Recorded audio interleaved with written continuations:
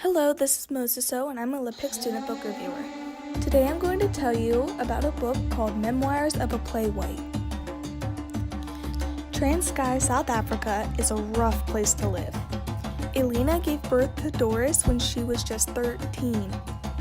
Doris grew up in this rural landscape, forced into child labor and other responsibilities children should never be required to deal with.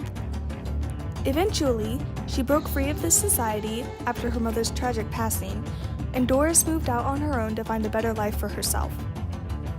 Doris had several children, one being Louisa. Louisa grew up in a hard life and ended up having to provide for her mother after Doris had fallen on even harder times. This is the true story of each of these women and how they survived through life's trials and tribulations, and how some came to be more than their society wanted them to be.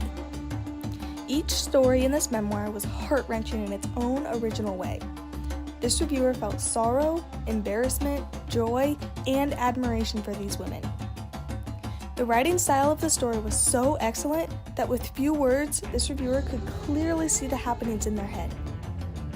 It was easy to read and even easier to understand. This reviewer loved the style of writing and the fast pace of the plot. Getting through this book was a joy, as this reviewer adored reading the story due to the quick storyline and intriguing instances that pushed the overall plot along at a steady pace. Each character was three-dimensional, each uniquely herself and each one different from the one before. Overall, this was a story of heartbreak and sorrow and of getting through life's difficulties.